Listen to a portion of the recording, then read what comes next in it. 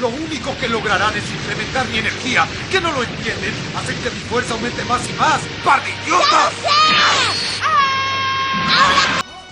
Oye, imagínate esto, estás peleando contra alguien y cada vez que le pegas se hace más fuerte. Le mandas un Kamehameha, lo absorbe. Le mandas un Masenko, lo absorbe también. Le tiras todo lo que tienes y cada ataque que lanzas es literalmente combustible para él. ¿Cómo le ganas a eso? ¡Que Dios se apiade de nosotros! Esa es la pregunta central del arco de Super Android 17 en Dragon Ball GT, y la respuesta que encontró Goku es una de las más creativas y desesperadas que la franquicia ha producido. Pero antes de llegar ahí, necesitamos entender qué rayos era este ser, porque la mayoría de la gente lo recuerda como un villano de GT+, y en realidad es uno de los conceptos más interesantes que el arco final de la serie planteó. Un ser diseñado desde cero para tener una sola función: absorber cualquier ataque que le lancen y convertirlo en más poder, sin límite, sin techo, sin forma de saturarlo. Ay, pobrecitos, ahora resulta que... Quédate, porque hoy lo desmenuzamos completo, con datos que probablemente no tenías, y vamos a entender por qué Super Android 17 merece mucho más análisis de que normalmente recibe. Para entender a Super Android 17 hay que entender primero su origen, porque no es simplemente el Android 17 que conocemos de Dragon Ball Z con un power-up.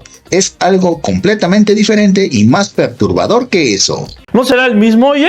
En el episodio 42 de Dragon Ball GT, el Dr. Mew, uno de los científicos villanos del arco anterior de la serie, crea en el inframundo una copia mejorada del androide 17, un androide que llamaremos 17 del infierno para distinguirlo, y entonces ejecuta un plan que en papel suena imposible: fusionar al 17 del infierno con el 17 original que vive en la Tierra. Ah, ese sí lo ubico, ese... Atravesando la barrera dimensional entre el mundo de los vivos y el mundo de los muertos.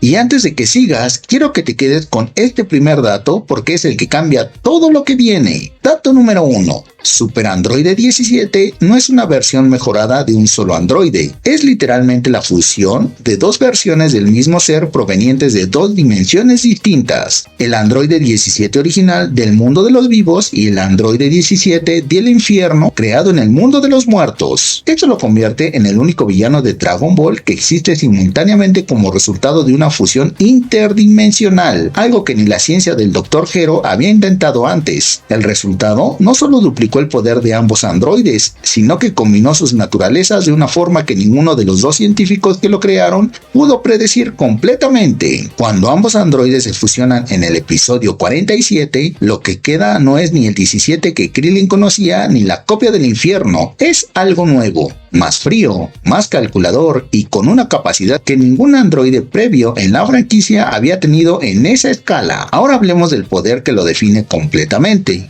porque entender esto es entender por qué este villano es tan frustrante de enfrentar desde la perspectiva de los héroes. Super Android 17 tiene la capacidad de absorber cualquier ataque de Ki y convertirlo directamente en más poder propio. No lo desvía, no lo bloquea, lo absorbe y se hace más fuerte con él. Y aquí viene el dato que hace esa habilidad realmente aterradora. Dato número 2. La absorción de Ki de Super Android 17 no tiene un límite superior conocido dentro de la serie. A diferencia de Cell, que necesitaba absorber físicamente a los androides 17 y 18 para completarse, Super Android 17 absorbe energía de ataques en tiempo real, sin necesitar contacto directo con el atacante. Esto significa que teóricamente, entre más poderoso sea el guerrero que lo enfrenta, más peligroso se vuelve enfrentarlo, porque cada ataque lanzado alimenta directamente al enemigo. En el arco del anime Goku en Super Saiyajin 4, la transformación más poderosa disponible en GT, no pudo hacerle daño significativo precisamente porque todo su ki era absorbido antes de impactar. Eso pone a los guerreros Z en una situación que nunca habían enfrentado antes. En prácticamente todas las peleas anteriores de Dragon Ball, el camino a la victoria era simple: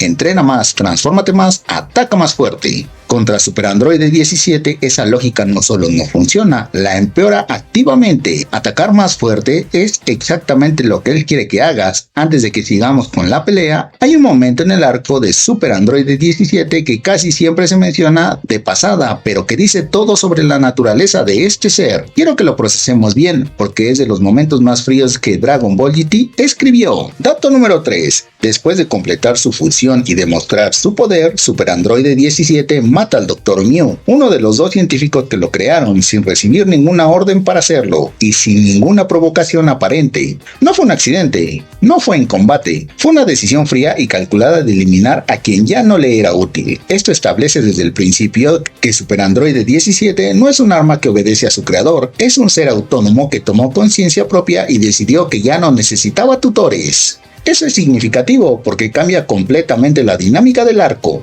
No estás peleando contra una herramienta de un científico malvado, estás peleando contra algo que mató a su propio creador porque ya no lo necesitaba y que por lo tanto no responde a ninguna autoridad externa. No hay nadie a quien convencer, no hay nadie a quien derrotar para apagar el arma. Super Android 17 toma sus propias decisiones y sus decisiones son siempre las más letales disponibles. Ahora la comparativa. Y este es especial porque no es sobre quién es más fuerte en términos absolutos, es sobre cómo la fortaleza de uno convierte la fortaleza del otro en su mayor debilidad. Super Android 17 tiene una fusión interdimensional como base. Su habilidad central es la absorción ilimitada de ki y su estrategia es simplemente esperar a que el rival se agote atacando.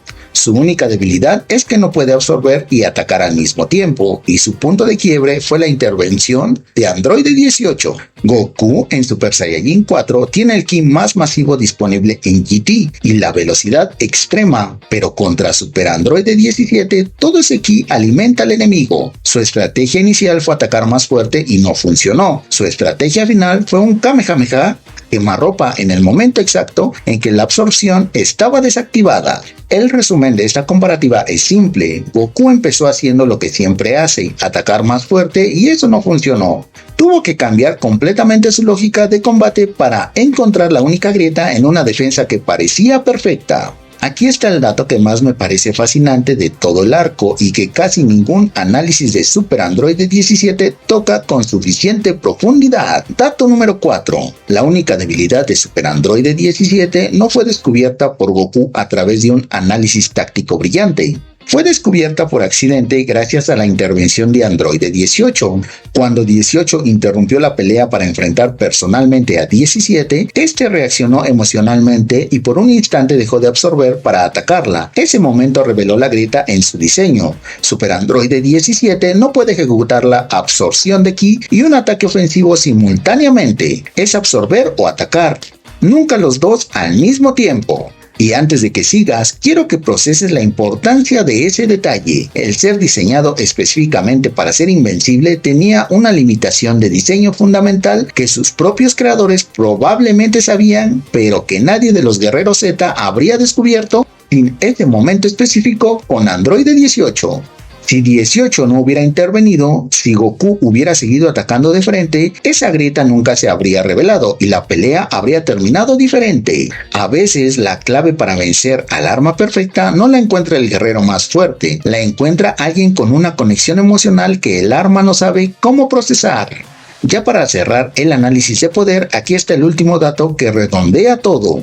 Dato número 5. La victoria de Goku absorbiendo durante toda la pelea, pero ejecutado a quemarropa, en el instante exacto en que Super Android 17 estaba usando su energía para atacar a Android 18 en lugar de absorber. El ataque que lo venció no fue diferente en poder, fue diferente en timing. Goku no lo superó en fuerza, lo superó encontrando el único segundo en toda la pelea donde la defensa estaba desactivada. ¡Qué defraudación! Eso es algo que Dragon Ball casi nunca hace. En la gran mayoría de las peleas de la franquicia, la victoria llega con más poder, con una transformación nueva, con un ataque más grande. Aquí la victoria llegó con el mismo ataque de siempre, en el momento correcto, por razones que Goku solo descubrió gracias a que alguien más intervino. Al final, Super Android 17 es uno de los conceptos más interesantes que Dragon Ball GT exploró, aunque la ejecución del arco no siempre le haya hecho justicia. Un ser diseñado para absorber cualquier ataque, que mató a su propio creador, que tenía el guerrero más fuerte del universo completamente bloqueado, fue derrotado no por más poder, sino por un momento de distracción emocional que sus creadores no pudieron programar fuera de él. Porque resulta que cuando fusionaste a dos versiones del mismo androide que en su versión original tenía vínculos con Krillin y con Android 18, algo de esa historia quedó dentro, y ese algo fue suficiente para abrir la única grieta en una defensa que en papel era perfecta. Ya entendí.